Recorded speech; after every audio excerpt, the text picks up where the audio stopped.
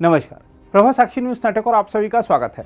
Israeli रक्षा बलों का Hamas और हिजबुल्लाह आतंकियों के खिलाफ प्रहार जारी है। एक और जहां इजरायली बलों ने गाजा पट्टी में रात भर हुए हवाई हमलों के दौरान हमास आतंकवादी समूह के एक वरिष्ठ सदस्य को मार गिराया, वहीं लेबनान के रास्ते इजरायल में घुसपैठ कर रहे आतंकवादियों को भी गोलियों से उड़ा दिया गया है।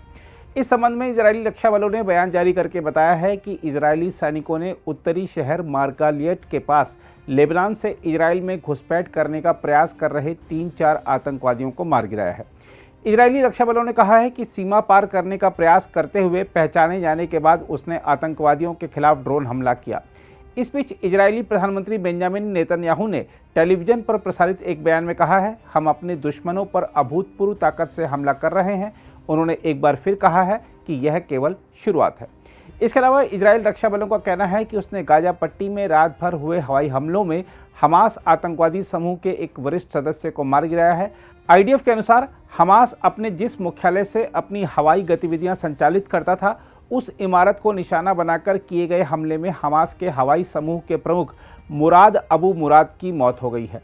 आईडीएफ का कहना है कि अबू मुराद ने पिछले सप्ताहांत नरसंहार के दौरान आतंकवादियों को निर्देशित करने में एक बड़ी भूमिका निभाई थी। आईडीएफ ने कहा है कि अबू मुराद द्वारा निर्देशित हमलावरों ने ही हैंग ग्लाइडर के सहारे हवा से इजरायल में प्रवेश किया था।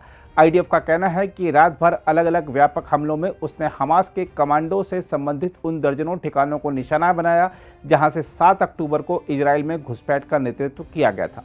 इस बीच इजरायल की ओर से दी गई चेतावनी का असर गाजा में देखा जा रहा है। इजरायली सेना ने शनिवार को कहा कि उसने गाजा शहर के निवासियों को इलाका खाली करने का जो निर्देश दिया था, उसका असर दिखने लगा है।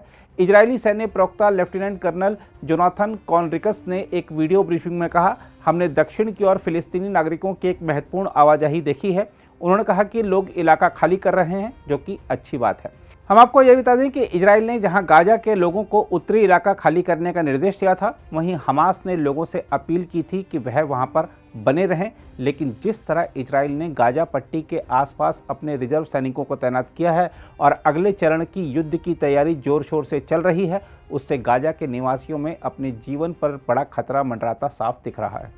गाजा के लोगों को यह स्पष्ट हो चुका है कि इस बार इजरायली सुरक्षा बल हमास को पूरी तरह खत्म करके ही मानेंगे, इसलिए वह इलाका छोड़कर भागने को ही तरजीह दे रहे हैं ताकि हमास का निशाना बनाकर फेंके जाने वाले बम उन्हें और नुकसान नहीं पहुंचे। हालांकि इस प्रकार की भी रिपोर्टें हैं कि गाजा में स्थानीय मस्जिदों से अपील की जा रही है कि लोग अपने घरों को छोड़कर नहीं जाएं। मस्जिदों से कहा जा रहा है कि घर छोड़कर जाने से बेहतर मौत है। मस्जिदों से संदेश प्रसारित किया जा रहा है कि अपने घरों में जमे रहो और अपनी ज़मीन पर डटे रहो। इस बीच अमेरिका के राष्ट्रपति जो बाइडेन ने कहा है कि फिलिस्तीनी आतंकवादी समूह हमास आतंकवादी संगठन अल-कायदा से भी बदतर है। बाइडेन ने फिलाडेल्फिया में हाइड्रोजन हब्स में अपने संबोधन में कहा, हमें जितना अधिक इस हमले के बारे में पता चलता है, वह उतना और अधिक भयावह प्रतीत होता है। 1000 से अधिक निर्दोष लोग मारे जा चुके हैं, जिनमें 27 अमेरिकी भी शामिल हैं। उन्होंने कहा, इनके मुकाबले तो अल-कायदा भी कुछ ठीक लगता है। ये शैतान है। जैसा मैं शुरुआत से कहता आ रहा हूं कि अमेरिका इसे लेकर गलती नहीं कर रहा, वह इजरायल के साथ है। राष्ट्रपति ने कहा, विदेश मंत्री एंटनी ब्लिंकन इजरायल में थे और आज रक्षा मंत्री लॉयड ऑस्टिन वहां हैं। उन्होंने कहा, हम यह सुनिश्चित कर रहे हैं कि इजरायल को अपनी रक्षा के लिए जो कुछ भी चाहिए वह उसके पास हो और वह हमलों का जवाब दे। मेरी प्राथमिकता यह भी है कि गाजा में मानवीय संकट से निपटा जाए। बाइडेन ने कहा कि उनके निर्देश पर उनकी टीम इस क्षेत्र में काम कर रही है और इजरायल की मदद के लिए मिस्र, जॉर्डन और अन्य अरब देशों की सरकारों और संयुक्त राष्ट्र के साथ सीधे संवाद कर रही हैं। उन्होंने कहा, हम इस बात की अनदेखी नहीं कर सकते कि फिलिस्तीन की अच्छी खासी आबादी का हमास से और उसके हमलों से कोई लेना नहीं है। आज मैंने उन सभी अमेरिकी परिवारों से जूम कॉल पर 1 घंटे से अधिक समय तक बात की जिनके परिवार के सदस्य लापता हैं। बाइडेन ने कहा, वे पीड़ा से गुजर रहे हैं। उन्हें नहीं पता कि उनके बेटे, बेटी, पत्नी, पति और बच्चे किस हाल में हैं। आप समझ रहे हैं, यह परेशान करने वाला है। मैंने उन्हें हर संभव मदद का भरोसा दिलाया है। कार्यक्रम में बाइडेन ने कहा, हम हमास द्वारा पकड़े गए अमेरिकियों की रिहाई सुनिश्चित करने के लिए इजराइल और क्षेत्र में अपने सहयोगियों के साथ 24 घंटे काम कर रहे हैं और हम तब तक रुकने वाले नहीं हैं जब तक हम उन्हें घर नहीं ले आते। अगर आप भी लेना चाहते हैं देश दुनिया की तमाम जानकारी, तो आज ही सब्सक्राइब करें हमारे चैनल को।